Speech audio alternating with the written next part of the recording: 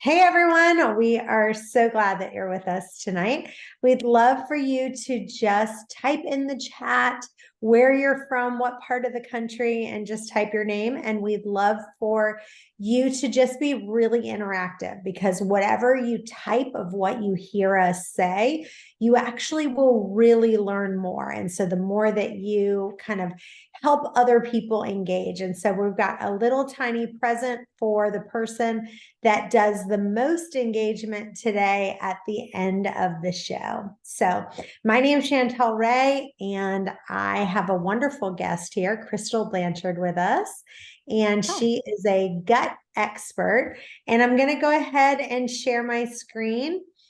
And we're going to go ahead and just jump right in. Okay. So, first of all, we're going to talk a little bit about how we got here. So, for me, my story is I have just over the last year, honestly, I have had the worst gut issues that I've ever had. And we'll talk about some of them.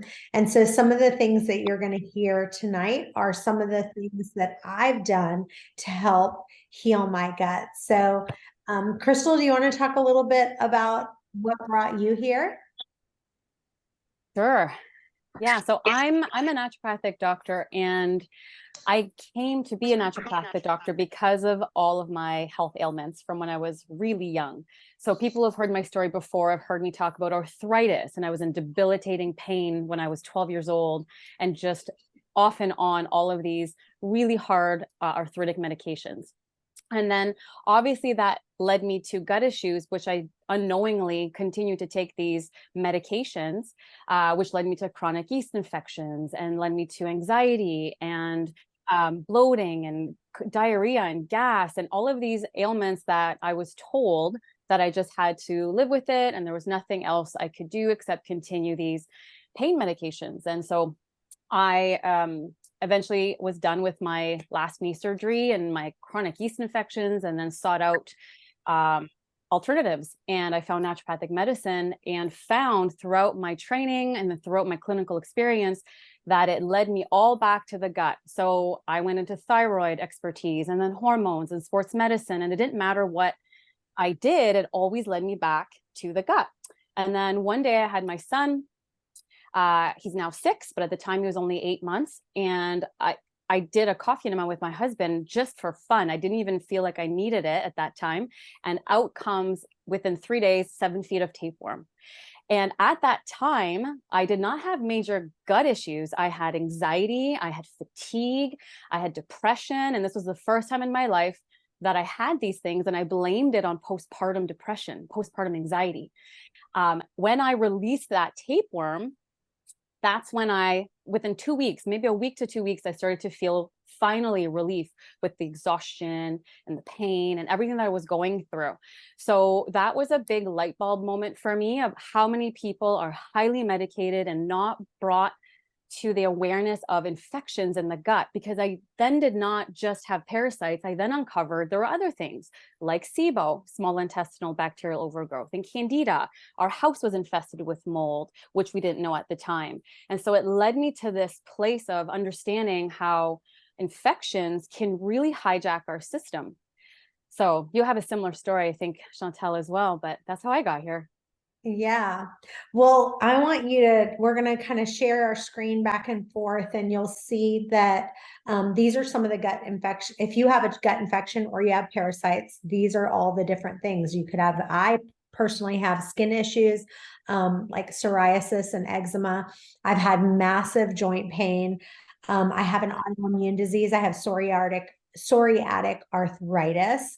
And so for me, those are kind of the different things, and massive, massive constipation. So what would happen is I'd be so constipated. And then I would be like so constipated that would do something about it.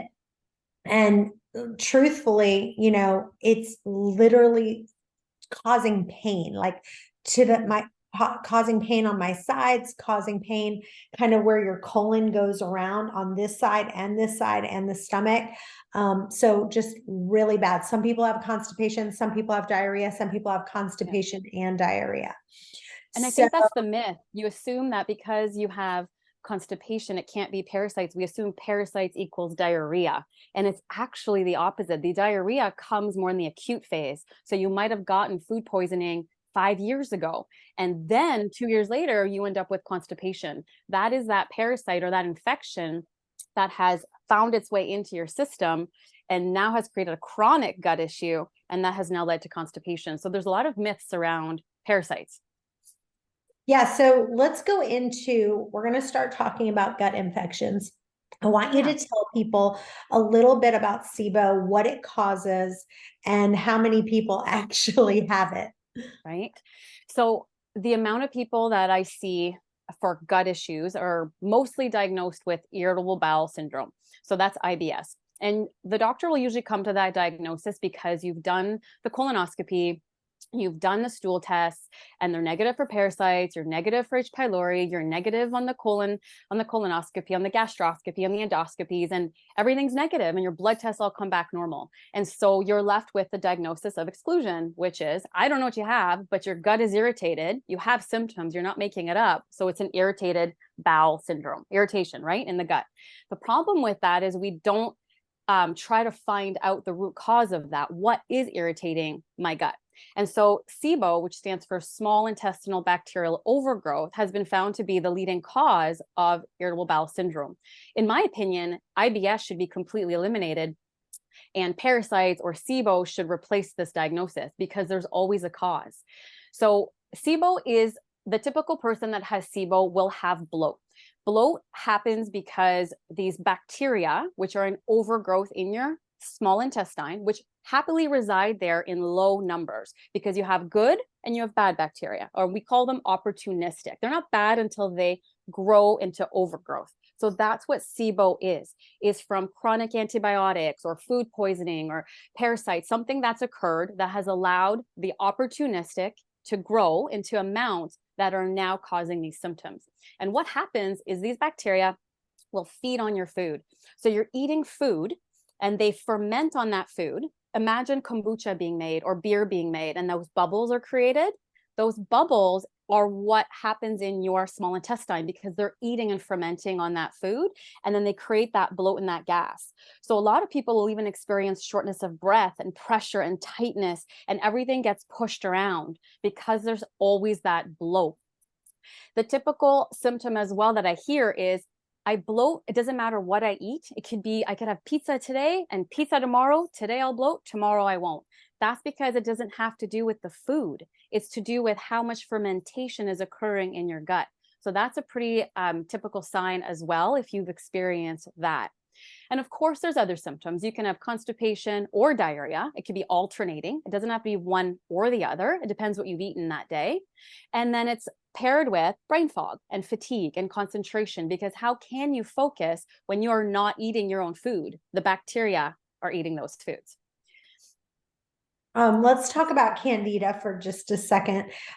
If you are eating a lot of sugar, if you are constantly craving sugar, or you just love sugar, you're one of those people, you can't get enough, there is a good possibility that you have candida. But talk a little bit more about candida. So when we think of candida, think yeast inside the body. So a yeast infection, you're seeing the yeast coming out. Candida is on the inside. So essentially it's an overgrowth of yeast, just like an overgrowth of bacteria. It's just a different type of pathogen. Candida is a bit more of a, well, it's a fungus, right? Think of fungus and how it spreads. So it can really take over the body. It can be in your joints. It can be in different organs. Like, it really can cause that heaviness and that pain in your body.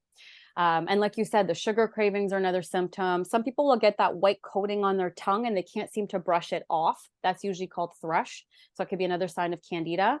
And even itching in the rectum could be candida. It could be parasites, but it could be candida. And it's just basically opportunistic. So it's kind of like that uninvited guest that just takes over and spreads their suitcase all over your living room floor. So if you give it permission to live and take over, it will. So it has to be taken care of. And we'll talk a little bit about mycotoxins as well, which is mold, in the next few slides. Yeah, and I want to say this because I think this is really important. First of all, I want you to tell your joke that you always say of how does someone know if they have parasites? So go ahead and Oh, tell. well, it's not my joke. I don't want to take credit, but I say it a lot. Okay, so everybody can go ahead and put their two fingers, index and ring finger, right on the right side of your right hand under the thumb, under your right wrist, just under the thumb. You'll feel a pulse, hopefully. Do you feel a pulse? If you feel a pulse, you have a parasite. It's as simple as that. And here's what happens. Like a lot of people I've done I that like, to, and yeah. they're like, no, I They're like, don't think what? I do have a parasite because I don't feel the pulse. And it's I like, know. yeah, you might not I feel know. it, but yeah, you do have The, a pulse. so the joke comes from, if you look up on the CDC, the Center for Disease Control and the World Health Organization, their stats are, I think it's like 95% of people have parasites or more. And why that is because parasites and these pathogens, they're everywhere. It's a matter of how resilient your body is and how it can fight them off. And that's what we try to get to. It's not just kill parasites, it's how do we now become resilient to them so we don't continue acquiring them, because you can't avoid them 100%. Well, and not only that, I think the biggest thing is that the biggest thing to remember is when it comes to candida and it comes to parasites, all of us have it. It's 100%. So 100%. It's just a matter of, has the candida overtaken your body? Mm-hmm. Has the parasites taken over your body Right. to the point that you can't do anything? So do you want to expand Yes. on that a little bit? Yeah, I have a bit of an example I use. So imagine you have an apartment building and the residents, we've got parasites, we have candida, we have SIBO, we have viruses, and you decide to do a treatment, a parasite treatment, or SIBO treatment, and you focus solely on that. What happens is, let's say you are successful and you remove that SIBO from those apartments in the building. Now, all of the other residents are going to tell their friends. So other parasites, candida, are going to say, let's go, let's take over this apartment. We've got vacancy. And so then they take over those apartments. This is why you'll hear somebody say, I've done a SIBO protocol and it worked, but it came back, or I've done candida protocol and it's come back. We question, did it come back, or did we allow the opportunity for another opportunistic pathogen to take over? And now we're dealing with the result of that. Yeah, so good. All right, let's switch over to mycotoxins and talk about those and how someone knows if they have it. Yeah, so this is like one slide, and this can be talked about. The mold experts will say, you can't cover this in one slide. I just wanted to show it as a possibility in very chronic, complex conditions. So if you're somebody who has had these gut issues and these other autoimmune conditions and all kinds of things going on, and you just can't seem to put your finger on it, and you haven't tested for mold, specifically mycotoxins. Mycotoxins is the poison that mold makes. So if you've ever had water damage in your home, or if you've got water damage in your car, or and it doesn't have to be recent. This could have been 20 years ago. If you've ever had that exposure to mold or living in a basement, then you may have ingested these mycotoxins.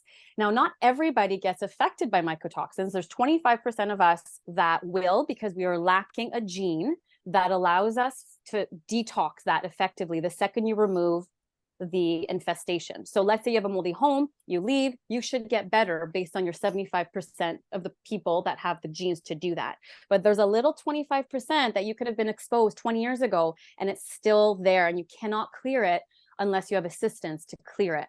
And so why I brought up this slide is because if we are working with parasites and all of these other infections, but you have mold has to be addressed first.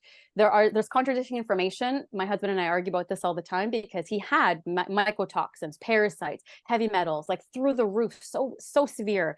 And he had different experts helping him. And some of them said, deal with the mold first. Others said, deal with parasites. And so I think we deal with the mold first because it's so nasty. Like it can overtake the entire body. And it doesn't matter the best infection protocols you have, we have to get rid of the mold first. So I put that there because if that sounds familiar to you, you may want to do some mycotoxin urine testing that you can get online and order it to your home and do it yourself and get your own results. So let's talk about people who have candida symptoms and possibly have candida and mold. Yeah, and that's why I brought that up, because there's a lot of people will say, I did an allergy test, the scratch test, and I'm allergic to mold. That usually tells me you have mold mycotoxins in the system. So if you've had that allergy test done and it's positive, you might want to check for mycotoxins. So let's talk about that test. So how does someone get that test done? Yeah. There are two companies that I've used. There's Real Time Laboratories in the US, and there's also Mosaic, also known as Great Plains Laboratories. They changed their names. So they both have a mycotoxin urine test. And so you just get this test shipped to your house. You provide a urine sample, you ship it back, and they can detect the levels of mycotoxins. And there's different ones. It's not just the one mycotoxin. You have all the different species of this fungus. And how accurate do you think those tests are? I think it's pretty accurate. Like the people that I've sent, these are very sick people. And when they start to fix the mold, things start to become easier. Now the parasite protocols are working. Now they're actually starting to feel better. So with every test, my motto is always, if it tests negative, don't trust it if you still have symptoms. But if it tests positive, there's some truth in that. And I would still work with those results. And I'm going to say this, if you go to a doctor, this is 100% true. If you go to a doctor, and we're going to literally show you pictures of people with massive parasites. And actually right here, I have a picture of, this is something I have at my house. You guys are going to think it's gross, but and I'll put the link in for my Amazon link, but it's an XO strainer and it fits perfectly on the toilet. Like you can just sit it down and then you can poop. And then that way you can strain your poop. And we're going to talk about how to really analyze your poop and take a look at it to see if you have them. And I've literally at some point seen parasites, and in my stool, I took that in a stool test and they were like, no, you don't have parasites. So the ones that the GI doctors give you, it's literally 95 to 99% wrong. They'll tell you, nope, you don't have parasites. I promise you those are not right, not correct. We have a stool test that we will do that's more like at least 70% right. Wouldn't you say that's about accurate? Yeah, that's I would say that these tests are not accurate, 100% accurate, because parasites are very stealthy. So parasites will they'll lay their eggs, and those eggs will hatch, and they come in cycles. And so if you catch them in the right cycle and you catch those eggs, it will come back positive. But if you didn't catch those eggs, you didn't catch them in that cycle, then you're not going to catch anything. And they hide in the biofilm. So there's biofilm yes. in your gut. And Yes. so if you've got tons and tons of biofilm, the parasites will hide in the biofilm. So then you could easily poop and then you wouldn't see it because they're hiding in the biofilm. That's right. Yeah. And speaking of biofilms can be the block to what you've done in the past, because biofilms, think of when you don't brush your teeth and that biofilm is on that film on your teeth. That's what we're talking about with biofilm. But you can't brush your intestines. So if you can imagine, if you have this accumulation of bacteria that builds up and builds up and builds up, and parasites, that biofilm can get really thick. That biofilm is impenetrable by antibiotics or even herbs.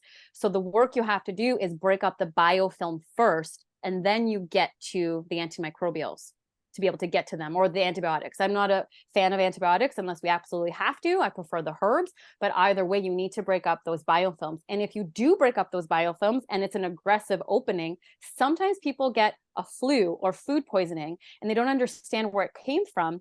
But if they've been doing biofilm work for a while, that's what it is. The biofilm cracked open. And that is the best time to attack and throw in those antimicrobials.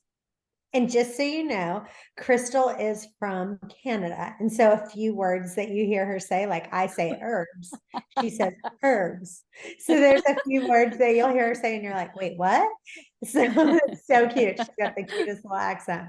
All right, well, let's jump ship right into talking H. pylori and how many people have this gut infection is insane. Yeah. It's one of the most undiagnosed, so easy, not easy to diagnose, but it's easy because of symptoms. H. pylori is this bacteria that is the only one that can reside in your stomach because of the high stomach acid. The stomach acid is supposed to be your barrier, the one that does not allow you to allow the parasites or anything you've ingested through that barrier into your intestines.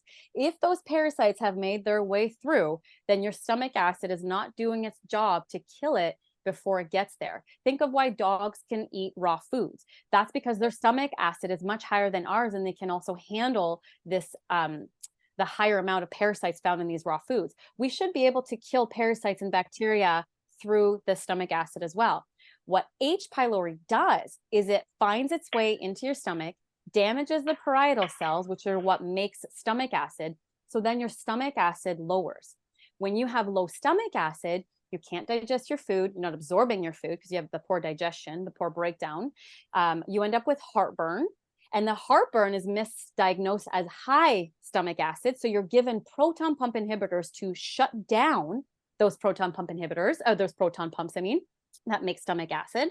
And really, you're making the problem worse because you have H. pylori causing you to lower your stomach acid. So heartburn does not have to mean you have high stomach acid. It might mean that you have low stomach acid, along with bloat, along with gas, along with burping.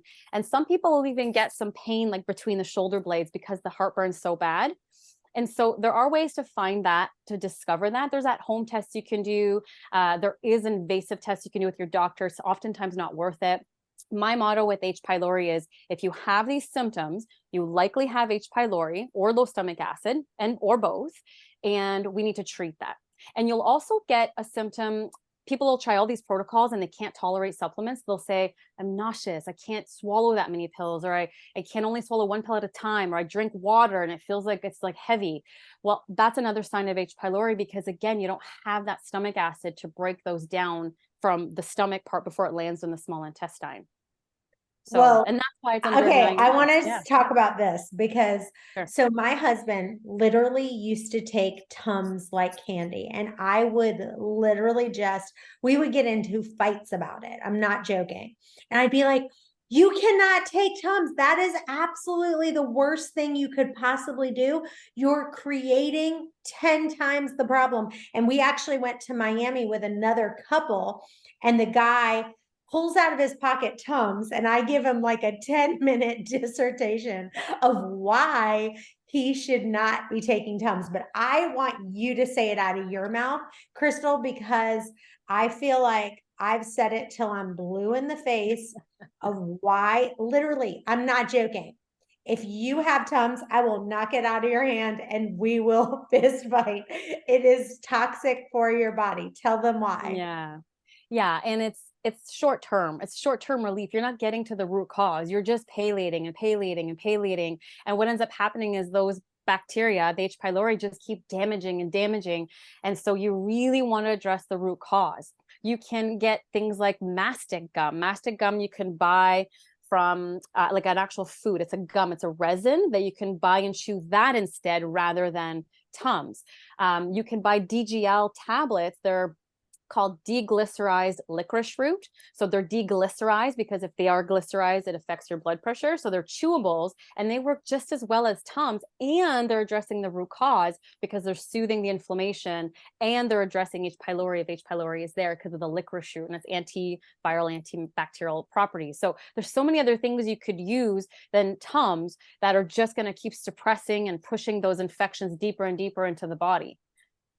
Yeah, and just so you know, basically when you're taking these antacids, you're taking antacids to lower your stomach acid, which if you're popping these pills to lower your stomach acid, hello, you need your stomach acid to break down the food, to get rid of the parasites. And when you're doing that, it's actually the opposite that you need to do. So what you're thinking is helping the problem is literally helping the problem for like 10 minutes and then making the problem 90% worse. Right. Yeah, You exactly. know, The other thing is that especially like a lot of times when people are eating meat or things like that, when they're having their low stomach acid, they're Mhm. really struggling because if you Yeah. have foods like that, which I'm a proponent of eating meat, it's fine, but you have to have enough stomach acid to be able to do it. And so if you Mhm. have indigestion, burping, gut infections, SIBO, all of these, even iron and anemia. I've had a lot of Yeah. problems. If you have low iron, that is another thing that people don't realize. Oh, I have low iron. Well, you know what? You have low iron because you might be eating all this beef. You could be eating beef, beef, beef, beef, beef. But if you don't have the stomach acid to break it down, to take that to break it down and then turn it into the iron that your body can use to put it back into your body. That's right. So let's talk a little bit about how we get exposed to parasites because so just so you know, I went to a regular doctor, a gut doctor, and he was like, well, we rarely see the exact words, I swear to God, I wish I would have recorded it. He said, we rarely see parasites here in this country. We just really have a very low. Now, if you were, have you been visiting any third world countries? Because if you've been visiting third world countries, you possibly could get parasites. So address Mhm. that of how we get exposed to parasites and how common they are. Yeah, that is definitely a misconception. I have patients who have never visited a third world country and they're full of parasites. So you could go camping in your backyard and there's water, and you could be either you drank it or either you walked around in it, because parasites can also come through drinking water. They can come through our feet walking in the sand. They can come through our noses when we sneeze. So pinworm eggs can be sneezed onto. This happens a lot in That's with daycares, which is kids. why, yeah, this is why it happens a lot in daycares. Um, it can come, even H. pylori. A lot of people don't know this about H. pylori. It can be passed from mom to baby, mom to kid, husband and wife. Like, you can pass this through saliva. Um, there's just so many ways of getting it's food, of course. If you have somebody who's not handling the food properly, or you have a buffet and it's been sitting there. Typical ones here in North America is cryptosporidium. Cryptosporidium is not one of those protozoa parasites that properly get filtered through our water systems. So even tap water, in some places, if they don't have the proper elements in place, they can pass cryptosporidium. You can have well water, and well water, even though you have proper UV filtration, UV light, and other filtration systems, sometimes those things can get faulty and those parasites can pass through. So many times I've had people look at their water and test their water to make sure that that's not the source where it's coming from when they do come back when positive, especially E. coli. E. coli is the one that you want to make sure it's not coming through your water source. And meats, of course, meats, if you're eating beef tartare and sushi and raw fish, that's where it's coming from. Or pork is one of the dirtiest meats that you can consume. So it has to be very well cooked. And that tapeworm that I talked about that was 7 feet long, I believe that it came from a trip I took to Hawaii, because I went to Hawaii when my son was 5 months old. And by the time he was 8 months old, I was exhausted. Like I said, all these symptoms started to affect me pretty quickly. And like I said, at the 5 month mark, I have pictures of me dancing and I have tons of energy. I have no anxiety. And by 8 months, I was panicking on the baby monitor because the temperature ranged from a degree and I thought my baby was freezing. Like, that's how intense the anxiety had hit me so fast. Where my husband, knowing I was a naturopath, said, I think you need medication. This is becoming a lot. So it can really come fast. It can come slow and steady. But we really want to make sure we don't ignore the symptoms. And just because you've not traveled to a third world country and just because your tests are negative doesn't mean that this is not a problem and it should be looked at. And also the way I approach this too is, if all of these things are negative, but you feel this way, it does not hurt you to try a protocol as long as it's done safely and you're being monitored while you're doing it. It's not going to hurt to just help to cleanse out your gut, your colon, and your system to make sure that you're not accumulating these. And I want to say one thing, if you guys need to buy some HCl. So for me personally, I basically have to, with my meals at this point, I use these two products. It's called Bioptimizers. It's called HCL Breakthrough. And this helps you with your stomach acid. And then this is another one called Massime. So both of those are products that I use to help digest. And just so you know, hydrochloric acid helps to digest your food that's in your stomach. And the masszymes, that's why you need both of them. They actually help digest once the food gets into your small intestine. So if you are seeing particles of anything in your stool, a big part of that could be that you're not breaking down your food because your stomach acid. So for me personally, just so you know my story, from the age of 20 to 23, I was bulimic. For about two to 3 years, I was bulimic. And then after that, when I gave birth to my son, I threw up 6 times, not on purpose. I was just so sick, 6 times a day, every single day. So my stomach acid is probably worse than anybody on the block. And so those two products are absolutely essential for me to have at every single meal to make sure that my body is breaking down those. So let's go ahead and talk about some of the symptoms that you see when someone says, okay, how do I know if I have parasites? What are some of the signs and symptoms that you are seeing mostly? Yeah. So depending on the infestation, depending on how bad it is, depending on how many you have, depending on how long this has been going for, they could be mild and they could be severe. And so abdominal pain, cramping is a typical one that I see a lot. It doesn't have to mean it's every day. It could mean when you've consumed a lot of sugar that day, or you have a lot of stress, and all of a sudden you go into this like abdominal cramping that's relieved by having a bowel movement.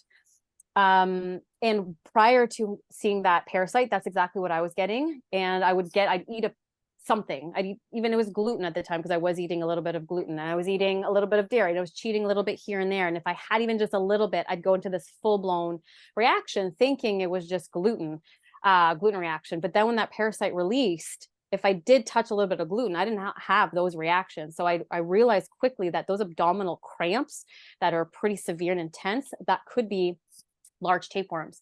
Another symptom is a non-popular one, but it's an itchy rectum, like an itchy bum inside the hole. So if you notice it's itchy, especially at night, because parasites are more active at night and they create more restless legs, more restlessness, this could also be a sign of parasites. The itchy bum could also be low stomach acid. It could also be vitamin A deficiency, hemorrhoids, of course. But if you ruled those things out, it's maybe parasites. And then there's also the grinding of the teeth. You might even see this in pets and dogs as well, where you're clenching your jaw or grinding your teeth. That's also a typical sign of parasites. And then you have the obvious gastrointestinal ones, so the bloating and the diarrhea and the constipation. Like that can really come with SIBO and Candida. Like those are all typical, but what makes parasites a little different is those atypical ones.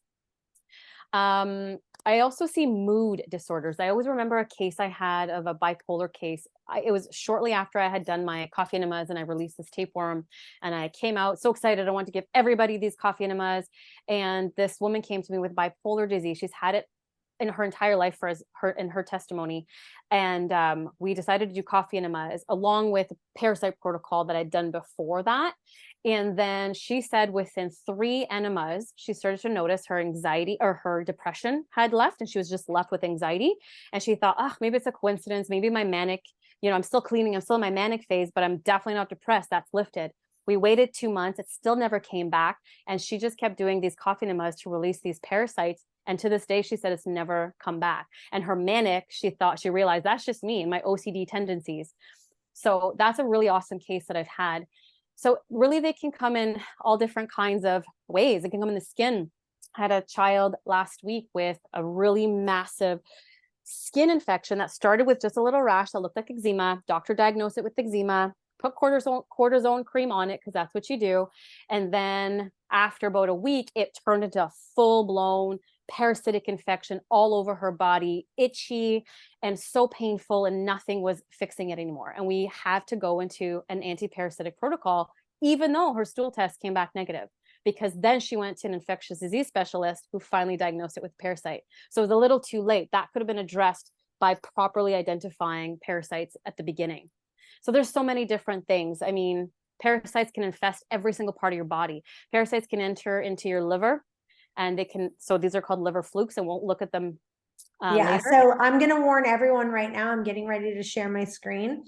Yeah. And if you have a weak stomach, then you might want to just close your eyes for just a second. But we're literally going to show you real parasites. And like I said, back to what I said, one of the biggest things that you can do is buy something like this. I put the Amazon link, I'll put the Amazon link in the notes, but all you do is you can take it, you should be pooping, and then you can put it in here, and then you're going to dissect your poop. We're going to talk about that in just a second. So let's take a look at the first one, which is roundworms. Yeah. So these are actual pictures of my patients with their permission. And so these roundworms are, they can look like big biofilm, but when you pull them apart, they are staying sturdy. And the thing is if you're having a bowel movement and it's going in the bottom of the toilet, you're not seeing these because they're just getting mixed up in the poop. Whereas if you have a strainer, you're doing coffee enemas, or you even just collecting it like Chantel is suggesting, you're able to pull this apart and dissect the bowel, the stools, to be able to pull these out. So these are yeah, so just roundworms that can come from meats, from other food sources. And really, like, I'm not a pathologist. I can't sit there and go, well, this is this kind of roundworm and this is this kind of hookworm. It's more like, these are not normal. These are parasites. This is not coming out in people. Like, look at that. That is like, that is intense. And this actually was after a round of ivermectin for this girl. Her doctor was on board and prescribed to her some ivermectin with us. And then other ones that come out, this is a debatable one. Is this an actual worm, or is this a byproduct of intestinal tissue? Regardless, it shouldn't be there. And if you have that, it's because you've had parasites that have made enough biofilm that have now solidified this biofilm into intestinal tissue and lining, and this is coming out. So that's one theory. And another theory is that it's an actual worm or bunch of worms mashed up together and making this like ropey looking appearance. And you can tell it's a ropeworm because when you put your like plastic fork through it, if you're fishing through, it doesn't mush like stool. It's hard. You can't penetrate, you can't get through it. And that is my rule of thumb. If you can smush it, if there's something that looks like food and you're not sure, if you can smush it, it's likely food. If you touch it and it's a bit harder, it's not food. It might be a parasite egg, or it might be an actual worm. So they're not easily broken, these parasites. Now, this is my son's diaper when he was 2. And so you can see the little thread worms. We've been dealing with parasites in our family for a while. And he at the time he was a very picky eater. He was bloated once in a while, and he was very moody, very emotional. And he would hit. He was a hitter. And so I always say with children, we want to look at the physiology before we blame the behavior. What is going on in their physical body before we start addressing the behavior, right? Because it could be a physical problem. The only thing I don't see here, yeah, go ahead, Chantel. Sorry, I shared the wrong thing. Oh. Yes, so I'll show you a couple more things. This one right here, this one's thread worms as well. But now we're going to get to the big ones, which is the tapeworms. So these are the big daddies. So let's talk about these. Yes. So this is mine, actually. So this is day 1 after 1 enema. And I had been doing a parasite protocol already because I was just aware of parasites. I knew I had just gone to Hawaii, and we were at a luau, we had pork. and I was just being cautious, and I put myself on a little parasite protocol. And I did get symptoms of cramping and some diarrhea. I assumed I ate something off, didn't assume it was food poisoning, but in case it was, I decided to do it. And then my husband wanted to do coffee enemas because he thought they were cool and they had a lot of good things that can come from it. And I thought he was crazy. And I even had the mentality as a naturopath trained that parasites were not a thing here. Many of my colleagues will still believe that. Like, they will look at this and go, there's no way, this is impossible. This is because you've traveled. And so this is not an acceptable thing in the medical community. Like, it's for a lot of people, they're still wrapping their heads around this. So when this came out of me after my husband, who's a pilot and had traveled the world, was trying to convince me that he had parasites, and I was blaming it on mold and heavy metals, and I said, no, it's not. He did this to coffee enema. We both did it, and out comes this. In total, we measured 7 feet. So this is like day 1 and then day 2. And bless his heart, he was the one pulling them out for me because I did not have the stomach at the time. But yeah, this is how quickly they can grow. And I had read at the time, this is impossible. How could this be the luau? But they can grow up to 25 feet in 2 months. So this is pretty. And at the time, I was not losing weight. People would have assumed I was getting really skinny. I was actually gaining weight. And I understand now why. It's because they're depleting you of all of your nutrients. So you're hungry. You're always hungry. Nothing seems to be satiating you. And so your body is trying to find these nutrients, and you're constantly trying to eat to satisfy this tapeworm. So it's actually having a bit of an opposite effect on me. Well, let's talk about the stool test, because tonight we're going to give you a chance, or today we're going to give you a chance to get one of these stool tests. And like I said, I believe that the ones that we are going to do are about 70 to 80% effective of finding out exactly what you have going on. So we're going to see some of the samples of what it's going to show you and what these tests, it's kind of like an overview of them. So do you want to go over that? Yes, for sure.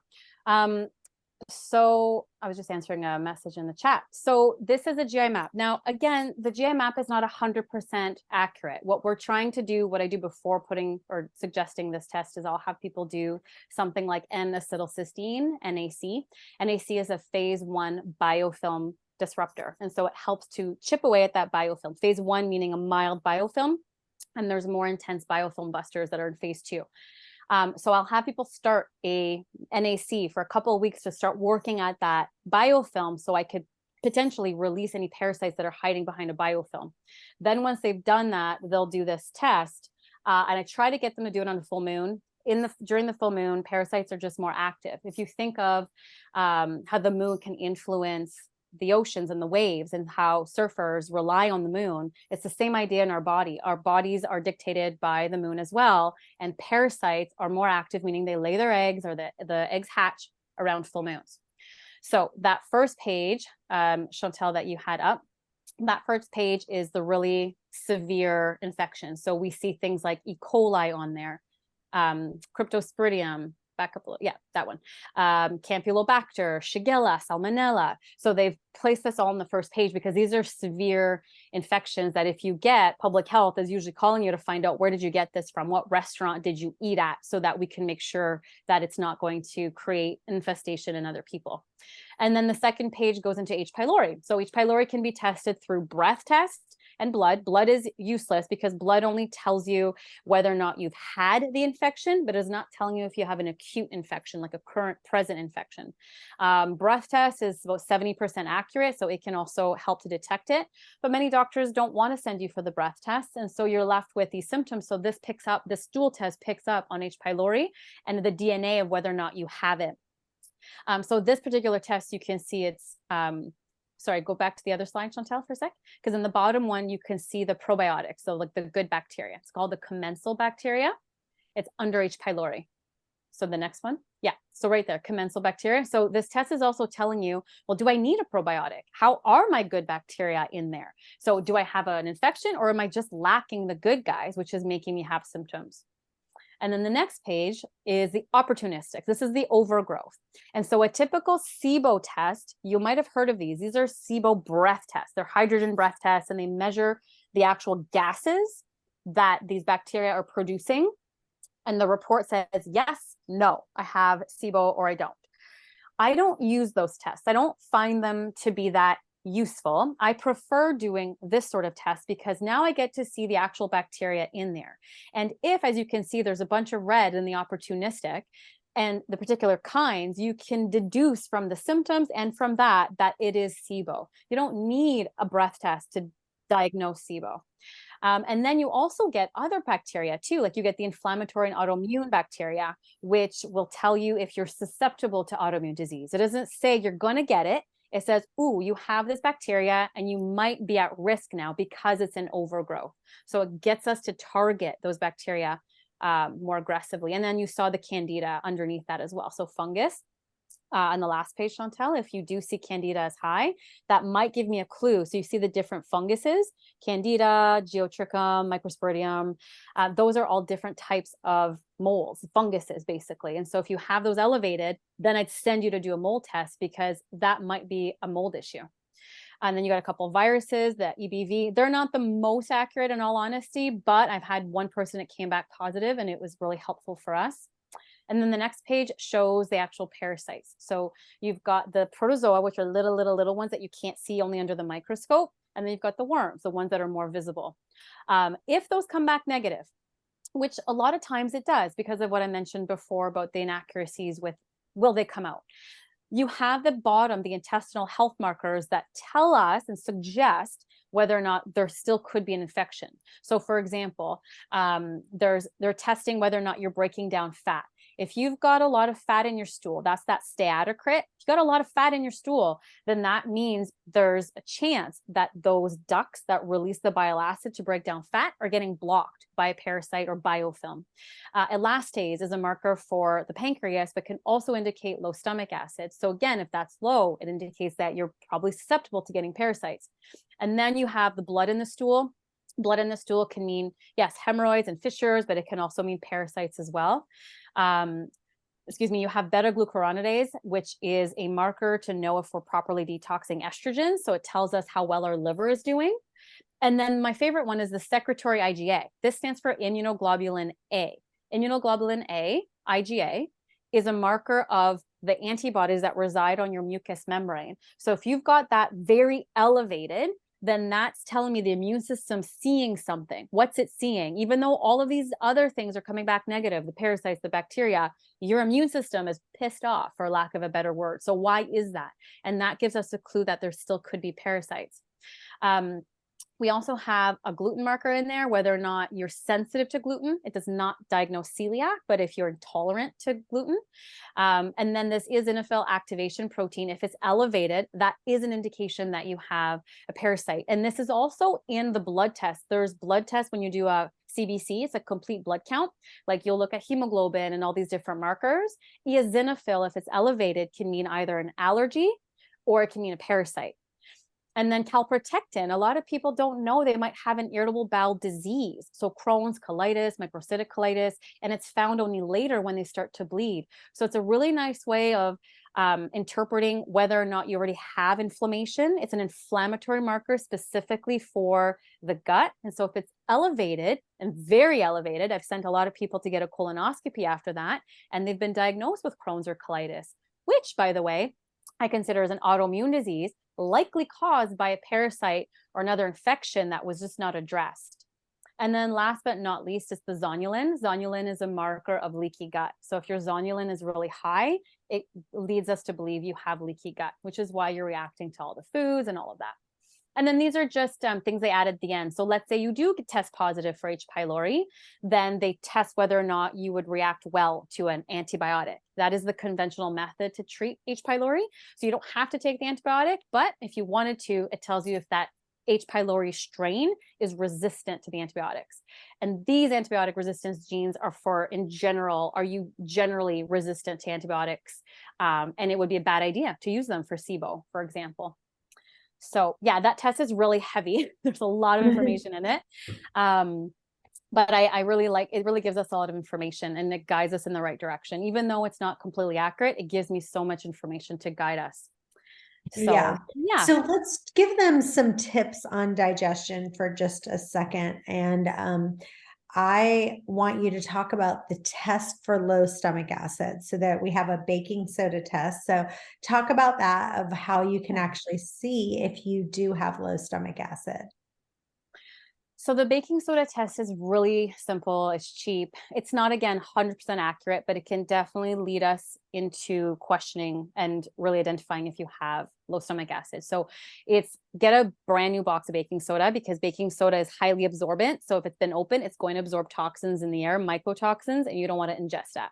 So get a brand new box of baking soda. You're doing a 1/4 teaspoon in about a 1/2 cup of water, and you're going to drink that in one shot, and you should burp within 1 to 3 minutes. Anything more than that, any longer than that, indicates you don't have enough stomach acid. And that's because the baking soda and the acid should react, and it should create bubbles, and you should burp pretty quickly if you have enough stomach acid. But if it's not, and it's very delayed or non-existent in some cases, then you have really low stomach acid. So that's a pretty easy one you can do. And you can do the one, Chantel, that you have, your HCl pills. It's called the HCl betaine hydrochloric acid test. So you're taking, you're buying an HCl bottle. It's HCl. HCl stands for hydrochloric acid, which is stomach acid. And the idea is, if you take a pill in the middle of your meal and you don't react and you have no reaction, then you likely need it, because if you did have enough stomach acid and you took stomach acid, your body would hate that, and you'll have a lot of heartburn or discomfort or pain. And I would guess that if you're on this call at all, I'm telling you, if there's one thing that you should do immediately, is go to the link that I have in the chat, chantelrayway.com/detox, and buy yourself the HCl peptane, the HCl one that's on there, and the masszymes, and take that with every meal. That's not the only thing. There's a lot more to do. But if you're only going to do one thing, you got to do that immediately, because I can tell you the majority of people do not have enough stomach acid in Now, their. if you're a person, I want to caution you though, if you're a person that suspects an ulcer, or if you suspect a lot of irritation, you don't want to be doing hydrochloric acid, and you'll know from that first pill, like it'll be awful, and you don't want to ever do that. And if you even think you might have it, I wouldn't even try that test. I would just do the baking soda test, because you don't want to create any irritation in that esophageal lining. That's true. Yeah. Well, one thing that I have the most trouble with is chewing my food 31 to 33 times. I'm like the fastest eater in the world. And I will say the one thing I've really done a good job of is I don't have any water at my meals. And this is what I do. I let them fill up my water. Sometimes I don't fill it up at all, but I let them fill it up here. And then they always try to refill it. And then I just go like this. Or I just say, no, thank you, no water for me. I don't like to drink with my meals because it dilutes my stomach acid. I'd rather not have any water. That's the best method, because even if that little bit's there, I end up drinking it, and then I look away or I go to the bathroom and they've refilled my glass. So the best method is just get yourself in the habit of not drinking any water with your meals. And I feel like you just keep working your way up. And I would say now I probably drink about this much water with my meals, but I really want to get to the place where I'm not drinking any at all. So give us some more digestion tips. What about lemon water? Yeah, I really like lemon, especially if you're trying to be cheap and not wanting to spend a lot of money. You can use food. So I will often use lemon water, but specifically with the rind of the lemon. So you want to grate it. My tip is, this is what I do at home. I will have a mason jar, and once a week I'll grate my lemons, about 3 or 4 of them, and then I'll also cut them, squeeze them out, and then I'll sometimes leave them in the jar, but I feel like it lasts longer if I don't, so I'll pull them out, and then I put a little bit of water in it, and that becomes my lemon juice concentrate. So then every day I'll be able to splash that lemon juice in my water, so I don't have to do that every single day. And then the lemon rinds, which are really bitter, can sit there and infuse the water, and that's what stimulates your liver to help make the bile acid and help with detoxing. And then that jar usually lasts about a week, 8 days at the most in the fridge. So I like to use that, but I drink with a straw because it can damage the enamel of the teeth if you're not drinking with a straw. So I like that. I also suggest milk thistle tea, because milk thistle also helps with your liver. So those are a couple of home tips.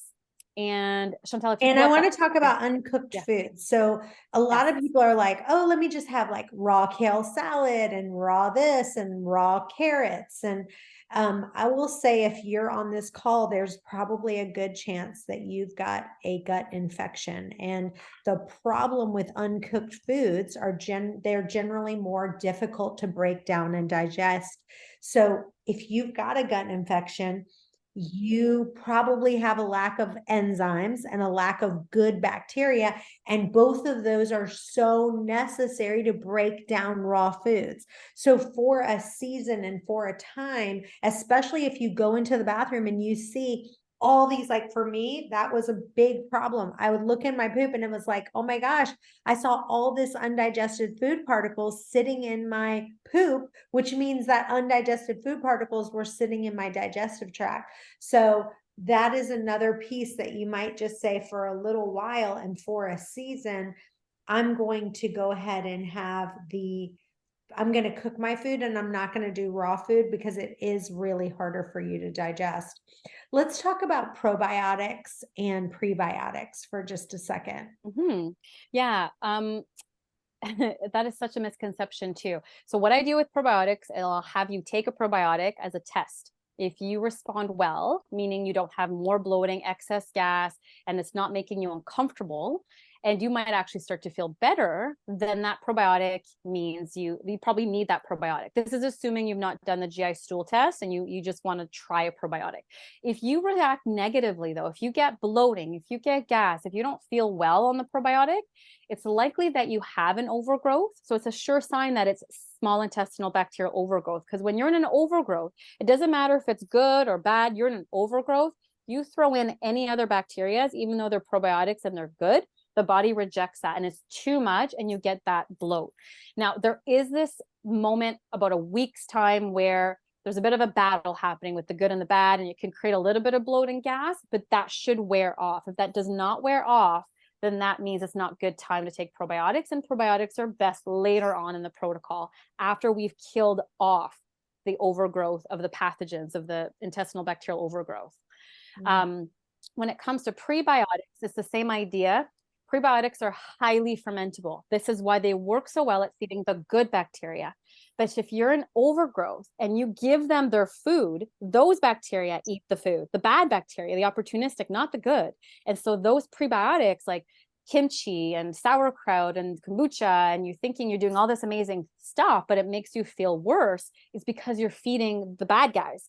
And so until you've removed those from the intestines, it's not the right time to throw in those prebiotics. You again throw those in later in the protocol once we've eliminated most of them. So we're going to talk about a parasite cleanse and doing it on your own. I want you to talk about the die-off because this is really, really important. I know for me personally, I tried to do some things on my own, and the problem is that killing those parasites, if you go too intense on it, the die-off is so bad, then you feel 10 times worse. And now you're like, forget this. I rather, I felt better over here with the parasites than trying to kill them. You're literally like on the floor. You're feeling so bad. So talk about that die-off reaction. Yeah. So what can happen is, let's say we're talking about a parasite. Parasites and heavy metals go hand in hand. Heavy metals is like a food to parasites. And so when you're killing parasites, when you're killing bacteria, they open up, right? They die. So all their contents spill into you. And now your body has to manage eliminating that.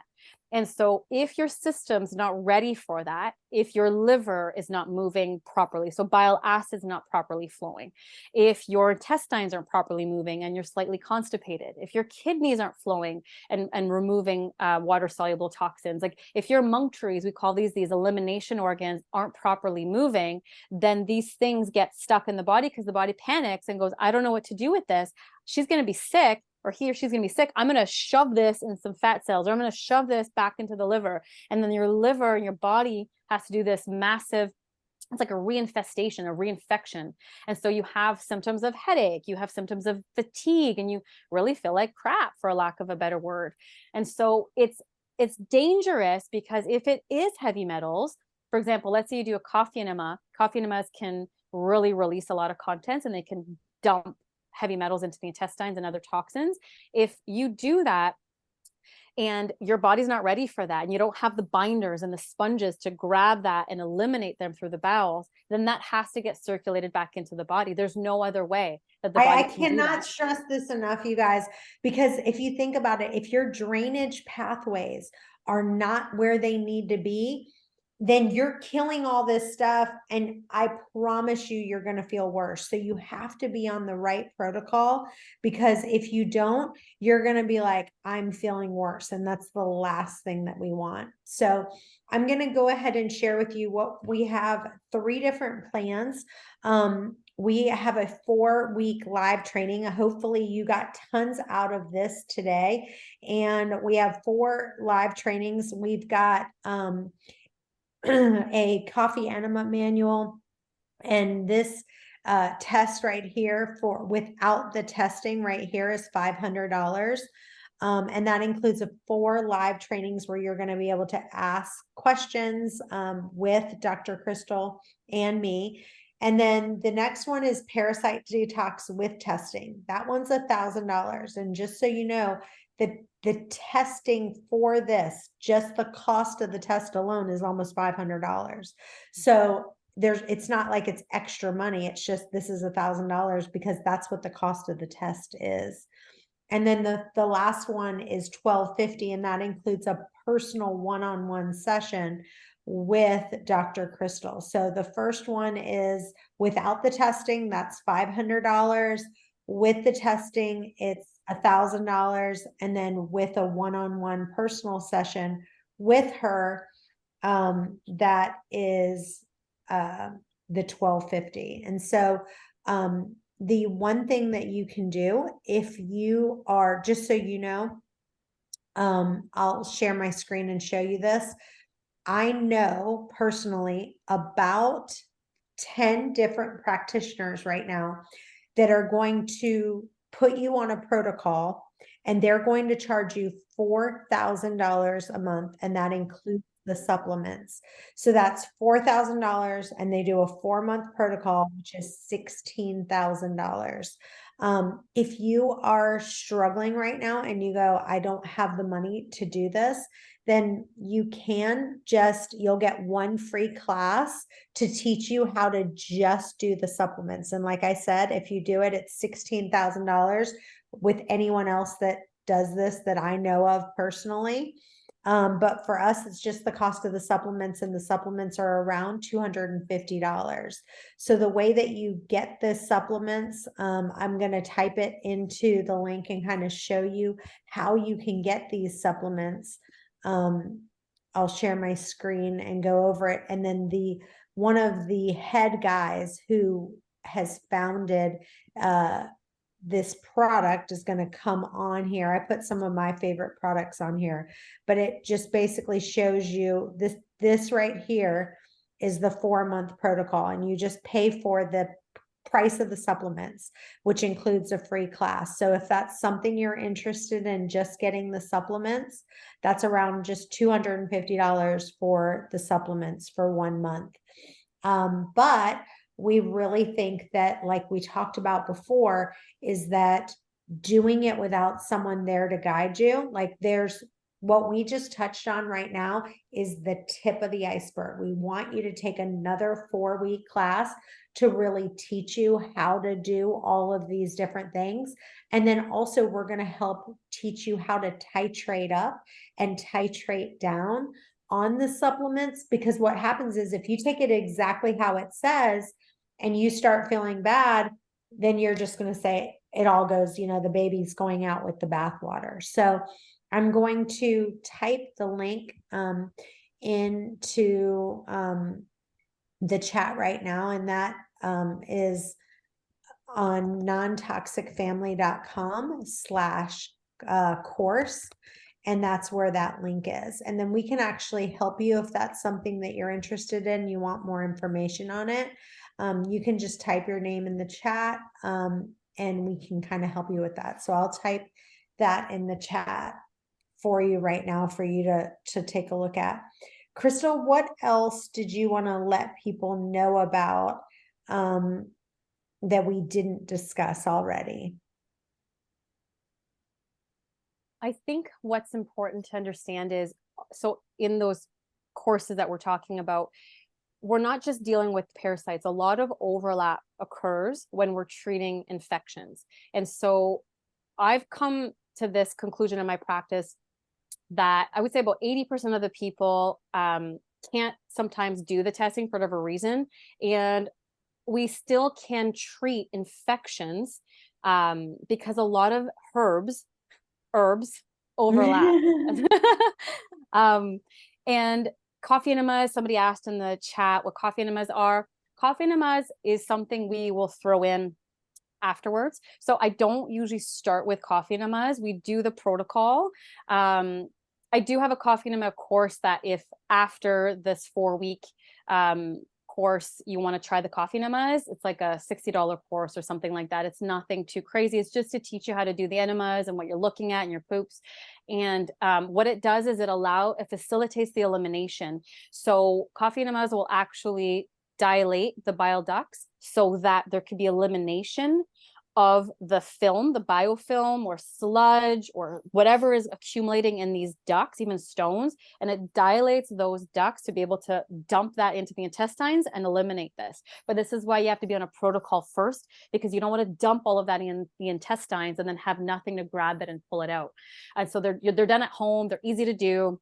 It's not expensive. It's like $40 or $30 to buy the actual kit. So it's a really nice at-home method that you can use. And actually, Chantel and I recorded on our podcast. If you check out our podcast, there's a podcast specifically on enemas that you can listen to a little bit more detail if you want.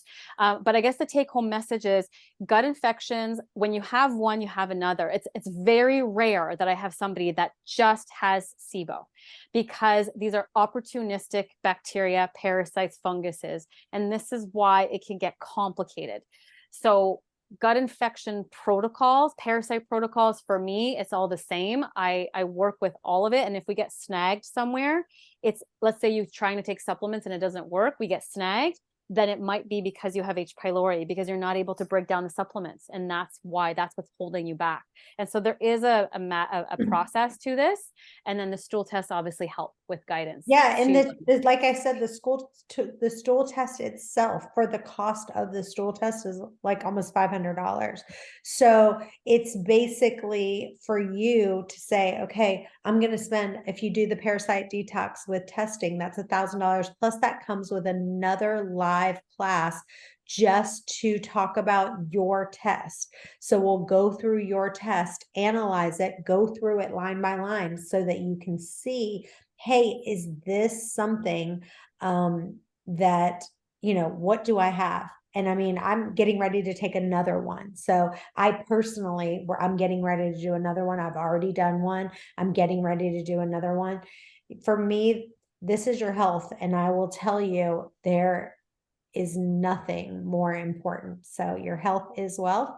Hopefully you are interested. If you have any more questions, you can always let us know. And like I said, it's nontoxicfamily.com/course. And we'll see you next time. Thanks for joining.